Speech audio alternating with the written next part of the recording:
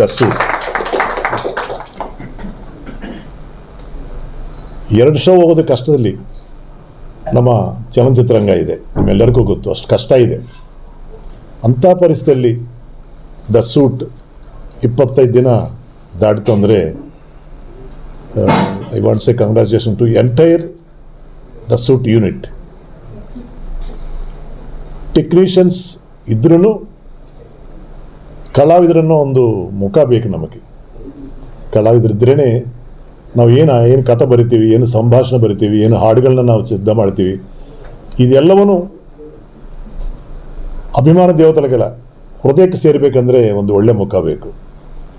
ಆ ನಿರ್ದೇಶಕರು ಕಮಲ್ನ ಆರಿಸ್ಕೊಂಡಿದ್ದು ಅವ್ರ ಅದೃಷ್ಟ ಅಂತ ಹೇಳಿ ನಾನು ಇಷ್ಟಪಡ್ತೀನಿ. ನಾನು ನಿರ್ದೇಶಕರಾಗಿ 104 ಚಿತ್ರ ಮಾಡಿದ್ರೂ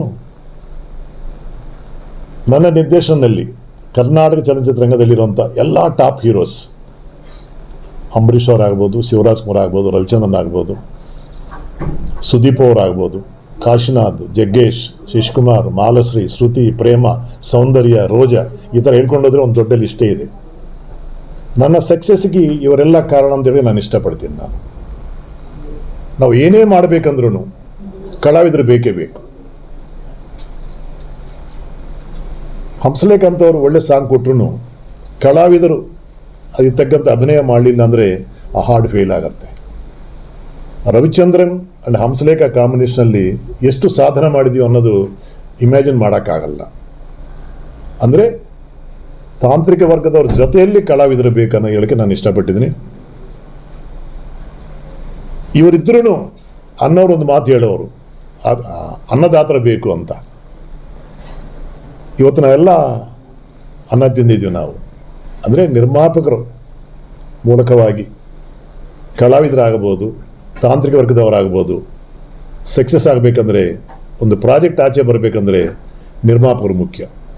ದ ಸೂಟ್ ನಿರ್ಮಾಪಕರು, ನಿರ್ದೇಶಕರು, ಆ ತಾಂತ್ರಿಕ ವರ್ಗದ ಎಲ್ಲರಿಗೂ ಮತ್ತೊಮ್ಮೆ ನಾನು ಕೃತಜ್ಞತೆ ಹೇಳಕ್ಕೆ ಇಷ್ಟಪಡ್ತೀನಿ.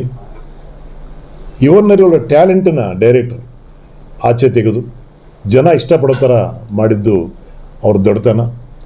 ಆ ನಿರ್ದೇಶನ ಅರ್ಥ ಮಾಡಿಕೊಂಡು ಆ್ಯಕ್ಟ್ ಮಾಡಿದ್ದು ಕಮಲ್ ಕೆಪಾಸಿಟಿ.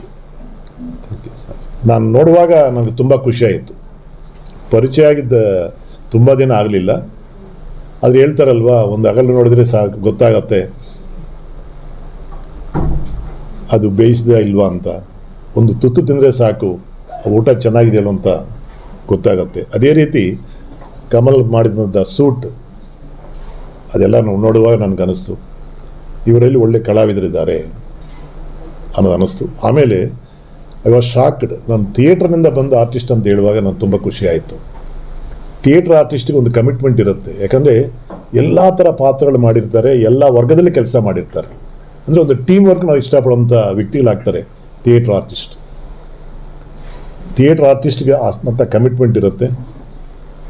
ಅದರಲ್ಲಿ ಅವ್ರ ಕಮಿಟ್ಮೆಂಟ್ ಆಗ್ಬೋದು, ಆ ಪಾತ್ರೋಚಿತವಾಗಿ ನಟನೆ ಮಾಡಿದ್ದಾಗ್ಬೋದು, ನನಗೆ ತುಂಬ ಇಷ್ಟ ಆಯಿತು. ಆಮೇಲೆ ಕಮಲ್ ಪ್ರೊಡಕ್ಷನ್ಸ್ ನಿಮ್ಮ ಸಂಸ್ಥೆ, ಅವರೊಂದು ಮಾತು ಕೇಳಿದ್ದಾರೆ, ನೀವು ಸೀನಿಯರ್ ಡೈರೆಕ್ಟರ್ ಅಲ್ವಾ ಸರ್, ನಮ್ಮ ಕಂಪನಿಯಲ್ಲಿ ಯಾಕೆ ನೀವು ಸಿನಿಮಾ ಮಾಡಬಾರ್ದು ಅಂತ. ನಿಮಗೆ ಹೊಸ ಕಂಪನಿನ, ಚಿಕ್ಕ ಕಂಪನಿನ, ದೊಡ್ಡ ಕಂಪನಿ ಅಲ್ಲ, ಅನ್ನದಾತರ ಅಂದಮೇಲೆ ಎಲ್ಲ ಒಂದೇ. ಒಂದು ಎಕ್ಸಾಂಪಲ್ ಹೇಳಿದ್ದೀನಿ, ಶೋಲೆ ಮಾಡಿ ಸಕ್ಸಸ್ ಮಾಡಿದ್ದಾರೆ. ಜೈ ಸಂತೋಷಿ ಮಾತು ನಾವು ಚಿಕ್ಕ ಪಿಕ್ಚರ್ ಮಾಡಿ ಸಂತೋಷ ಸಕ್ಸಸ್ ಮಾಡಿದ್ದಾರೆ. ಅಂದರೆ ಪ್ರೊಡ್ಯೂಸರ್ ಇಸ್ ಈಕ್ವಲ್. ಸಕ್ಸಸ್ ಆದರೆ ದೊಡ್ಡ ಚಿತ್ರ, ಸಕ್ಸಸ್ ಆಗಲಿಲ್ಲ ಅಂದರೆ ಅದು ಚಿಕ್ಕ ಚಿತ್ರ ಅಂತ ಲೆಕ್ಕ. ಚೆನ್ನಾಗಿದ್ರೂ ಏನು ಪ್ರಯೋಜನ ಇಲ್ಲ. ಅಂದರೆ ಆಡಿಯನ್ಸ್ ರೀಚ್ ಆಗಬೇಕು. ನೀವು ಆಡಿಯನ್ಸ್ ರೀಚ್ ಮಾಡಿತಂದರೆ ನಿಮ್ಮ ಪ್ರೊಡಕ್ಷನಲ್ಲಿ ತಪ್ಪದೇ ನಿಮ್ಮ ಕಂಪನಿಯಲ್ಲಿ ನಾನು 1 ಅಲ್ಲ 2 ಅಲ್ಲ 3 ಅಲ್ಲ, ನಿಮಗೆ ಎಷ್ಟು ಕೆಪಾಸಿಟಿ ಇದೆಯೋ ಅಷ್ಟು ಚಿತ್ರ ಮಾಡೋಕ್ಕೆ ನಾನು ಸಿದ್ಧವಾಗಿದ್ದೀನಿ ಅಂತ ನಾನು ಅವ್ರಿಗೆ ಮಾತು ಕೊಟ್ಟಿದ್ದೀನಿ. ಈಗ ಫಸ್ಟ್ ಅವರು ಹೇಳಿದ್ದು, ನನಗೊಂದು 30 ಮಿನಿಟ್ಸಲ್ಲಿ ಒಂದು ಪಿಕ್ಚರ್ ಮಾಡಿಕೊಡಿ ಅಂತ ಕೇಳಿದ್ದಾರೆ. ಫಸ್ಟ್ ನಾನು ಶಾಕ್ ಆಗಿದ್ದೀನಿ. ನಾನು 30 ನಿಮಿಷದಲ್ಲೇ ನಾನು ಏನು ಸಿನಿಮಾ ಮಾಡಿಕೊಡ್ಬೋದು, ದೊಡ್ಡ ದೊಡ್ಡ ಚಿತ್ರ ಮಾಡಿದವನು ನಾನು, 30 ನಿಮಿಷ ಏನು ಮಾಡ್ಬೋದು ಅಂತ ತುಂಬ ಯೋಚನೆ ಮಾಡಿದ್ದೀನಿ. ಒಂದಿನ ಸಂತೂರು ತೊಗೊಂಡು ನಮ್ಮ ಮನೆಗೆ ಬಂದರು. ಅವರು ಸಂತೂರು ನುಡಿಸಿ ನಮಗೆಲ್ಲ ಕೇಳಿಸ್ತಾ ಇದ್ದಾರೆ. ಅಂದರೆ ಇವರು ಸಂಗೀತ ಪ್ರಿಯರು, ವೋಕಲಿ ಈಸ್ ವೆರಿ ಇಂಟ್ರೆಸ್ಟೆಡ್. ಅವ್ರದ್ದೇ ಒಂದು ಪಾತ್ರ ಇಟ್ಕೊಂಡು ಒಂದು ಕಥೆ ಮಾಡಿಕೊಟ್ಟಿದ್ದೀನಿ ನಾನು 30 ಮಿನಿಟ್ಸ್ಗೆ. ಫುಲ್ ಸಿನಿಮಾ ಮಾಡ್ಬೋದು, ಬಟ್ ಅವರ ಆಸೆ ಏನು 30 ನಿಮಿಷದಲ್ಲಿ ನನಗೊಂದು ಮಾಡಿಕೊಡಿ ಅಂತ. ಅಂದರೆ ಅವ್ರು ನಾನು ಟೆಸ್ಟ್ ಮಾಡ್ತಾ ಇದ್ದಾರೆ ಗೊತ್ತಿಲ್ಲ. ಇಲ್ಲ, ಹೆಂಗೆ ಮಾಡಿಕೊಡ್ತಾರೋ. 104 ಚಿತ್ರ ಮಾಡಿದ್ದು ಬೇರೆ. ಇವಾಗ ಇಂಡಸ್ಟ್ರಿ ಫುಲ್ ಚೇಂಜ್ ಆಯ್ತು. ಇವಾಗ ಹಳೆ ಥರ ಇಲ್ಲ, ನಮ್ಮ ಕಲಾವಿದರಿಲ್ಲ, ನಮ್ಮ ನಿರ್ಮಾಪಕರಿಲ್ಲ, ಆ ಕಾಲದವ್ರು ಇವಾಗ ಯಾರೂ ಇಲ್ಲ. ಇವೆಲ್ಲ ಹೊಸ ಜನ್ರೇಷನ್ ಬಂದ್ಬಿಡ್ತು. ಈ ಜನ್ರೇಷನಲ್ಲಿ ನಾನು ಅವರು ಸೂಟ್ ಆಗೋ ಥರ ಕಥೆ ಮಾಡಿಕೊಟ್ಟಿದ್ದೀನಿ. ಕೇಳಿದ ತಕ್ಷಣ ಅವ್ರು ತುಂಬ ಖುಷಿ ಆಯಿತು.